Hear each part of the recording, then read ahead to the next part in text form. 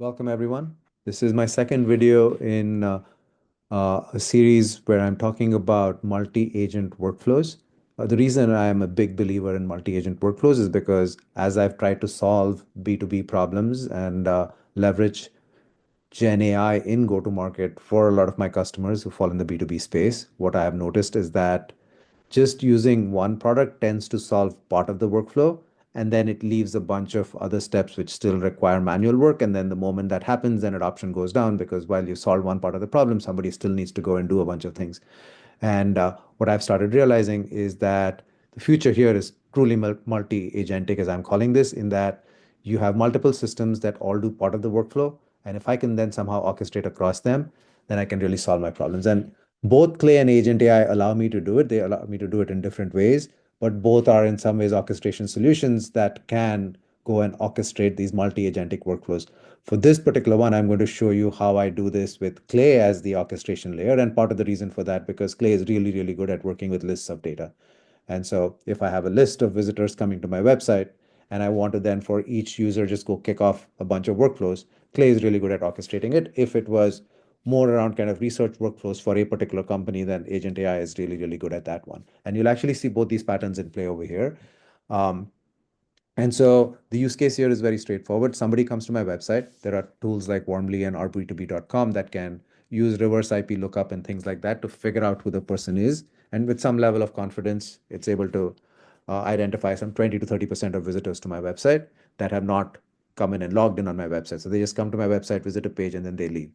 What I then do is I take that information and push it into Clay.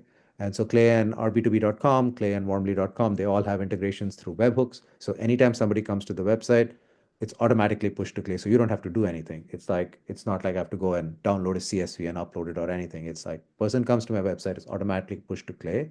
And then the rest of the workflow is again done all automatically. At that point, it triggers another workflow now in Agent AI, where I take the LinkedIn URL of this particular person, enrich it, find their company details, what current company they work for. And the reason I do this is sometimes in Warmly and rb2b.com, they might have the old company the person worked for.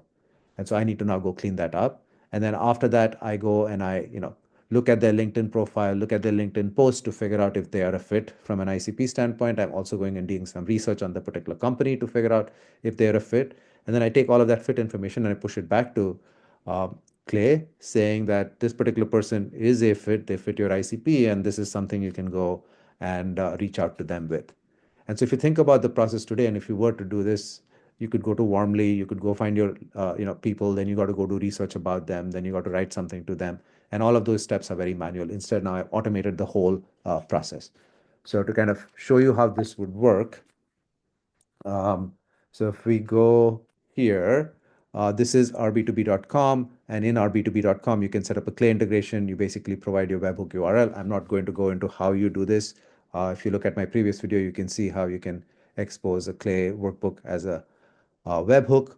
The dashboard shows, who's coming to my website and stuff. I can't fix somebody coming to my website at this point of time. So for this particular demo, what I'm going to do is I'm just going to go manually add somebody. But just to show you the Clay table, you can see these are the webhooks. You can see the moment somebody visits rb2b.com, it's pushed over here. And when it's pushed over here, it's got the date. And then it provides, rb2b.com provides me their business email, their LinkedIn URL, company name, first name, last name, website title. Now, this is a good example where if I look at, Catherine who came to my website, it shows that she's with cart.com. But the reality is, what I realized is that she's actually not with Cart because she's currently with a company called Velocity. And this she joined like 6 months ago or 9 months ago. And so RB2B had like old information. So this can always happen. But what I'm doing is I'm using Agent AI to go and using that LinkedIn URL, I'm getting their actual LinkedIn URL, the company LinkedIn URL, I'm getting the company information, what their actual current title is. Then what I do is I call another agent in Agent AI that then takes this information about the company and the LinkedIn URL and actually goes and figures out if this person is actually a fit for what my offering is, which is go-to-market consulting with a focus on Gen AI. So you can see she's a go-to-market person, leadership roles, driving go-to-market strategies, which is why my agent came back and said this person's a fit. The other thing it also found is that Velocity, the company itself, is pursuing several strategic go-to-market initiatives, including market expansion into EMEA and APAC, and a product-led growth with AI-driven analytics. So there's enough over there for me to now reach out to Catherine to say, hey, you know what? I have something that could be a fit. And if it's not a fit, it just comes back and it says it's not a fit. So if I have 100 people come to my website, 10 of them are high fits, I can easily reduce it down to 10, and then so it removes a lot of the signal noise, and I can find the signal that I want to. So how I do this, so just to show you, I'm going to just create a new row here. I'm going to go find I did a demo the other day. Alicia was on the list, but I don't think she attended. So let's see what happens if I just go and I'm going to put her name here and I put her LinkedIn URL and hit enter. And when I do that, you'll now notice immediately this agent gets called on Agent AI, and now it's going to go and try to find more information about Alicia. And so give it a few seconds, and then you'll see now it went and found out what the company she works for. It's Unbounce. What is the title? You'll see immediately after that, it queues the next agent here, which is now going and figuring out if Alicia is a fit for what I sell or not. And then it's going to go run that agent. And each of these agents are kind of long running agents that do something very, very specific. While this particular piece of information that I went and found out about Alicia, which is the kind of her company and where she works currently and her job title. Um, that, again, I could have done this with Clay and I could have used credits to go, find out a whole bunch of information, but I'm using Agent AI because currently they made the things free credits. This one is something which is going to be hard to do in Clay, and I'll show you the agent over here. But you'll now notice it came back and it said, hey, okay, Alicia fits the go-to-market profile as a VP of customer experience. And then Unbounce has executive strategic initiatives, including a merger to integrate CRM data. They're doing some co-marketing initiatives, and then they have multiple GTM functions, all of which gives me enough information to say, hey, I could probably have a conversation with Alicia, looking at that information about how I could offer Gen AI services.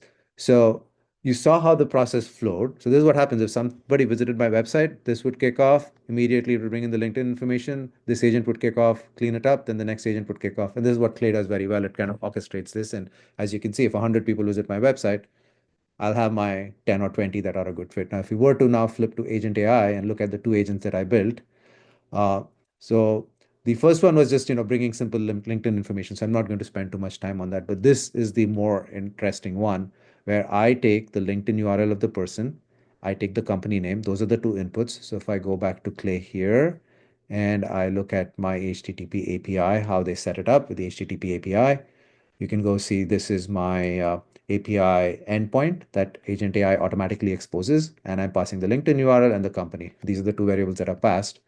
And so now going back to Agent AI, if I look at the trigger, whenever you go to the trigger and you set up webhook, it gives you the post URL and it says put the LinkedIn URL. So this whole syntax, I just copy and paste it into Clay, and then it starts working. And then in Clay now, sorry, back to Agent AI. So once I pass it the LinkedIn URL in the company, that's the input here, LinkedIn URL and company. First thing I do is I'm going and I'm going to go get their LinkedIn profile. So Agent AI has the ability to use a LinkedIn URL to get the LinkedIn profile details for a person. And then I go get their latest LinkedIn posts. So I'm getting the LinkedIn profile and the LinkedIn posts because those are the two things that I'm going to use to figure out if this person's a good fit from an ICP standpoint. And my ICPs, I'm looking for people who are in go-to-market. And now this is where the fun starts. So this is my uh, one agent, one action in my agent that basically goes and looks at all the LinkedIn posts to determine if they have posted about generative AI. And that's all I'm looking for, right? And look at the last 6 months only, ignore any posts that are older. Uh, and then if they do, then return a summary. If they've not posted, just say that they've not posted. So that then tells me if this person's a fit from the standpoint of that they're posting about generative AI. Here I have another action which basically looks at the LinkedIn profile and says, are they in a go-to-market role? Because I'm interested in people who are in go-to-market role in mid-sized B2B SaaS companies. And so I go do that one. And again, if they are a fit, then it'll come back with that. Otherwise, it'll say it's not a fit from a profile standpoint. So I've now determined if they are a fit from a profile, that they've got the right role. I have a fit like they're talking about generative AI. Then what I'm doing is I'm actually calling Perplexity to say, figure out if there are any strategic go-to-market initiatives within the last month at this company, only use sources that mention this. And so I'm really writing this to make sure that it's going and checking the right sources, not just going and coming up with generic stuff. Look for things like, are they talking about market expansion? These are all the types of initiatives that I care about. And it then takes all this information, Perplexity then runs this, comes back with a list of initiatives. that I now then, what I do is I take those three things where I now have my LinkedIn fit, I have my post fit, and my research fit. And then I'm basically saying, hey, look at this and like, score it in a way where if at least two of the three are a fit, then I say it's a good fit and then return it. If none are a fit, then say it's not a fit and then return low. So that's kind of what this is doing. And so you can see how doing this in Clay would be very tricky. Kind of, I would have to do one per column and then kind of keep moving it around. While in Agent AI, I can do this, I can debug it running completely. But I want to, at the end, all I care about is that I get this fit. I don't really care about like, the series of intermediate steps. What I care about is that this particular person that I went and I saw, I want to make sure that I can get, are they a high fit and why they are a high fit. That's all I care about. I mean, there's a whole bunch of intermediate steps that I don't want to see. And I could, if I were to build this in Clay, it would be like another 10 columns over there. But instead, I just make a call, comes back, I got my fit and my reason. So from here now, I can go either push this to Slack, I can push this to Salesloft, I could write this into an email. There are so many things that I could do. But what I wanted to show you here is how I've automated a process from Warmly or rb2b.com, which do similar stuff. They both push data to Clay. And then from Clay, I'm now taking it, calling multiple agents, one after the other in Agent AI, to go enrich this, to then go do some fit, and then I'm using that to then go do outreach. So hopefully you get the power of this multi-agentic workflow. And this, I think, is a use case that a lot of people could benefit from. If you are looking at leveraging and solving this particular use case, definitely do call me. Again, Warmly or b2b.com will both give you website visitors. I'm sure there are others like Clearbit. And then after that, you can push it to Clay, and then Clay can orchestrate all of this through Agent AI, and happy to help you with that. Thank you.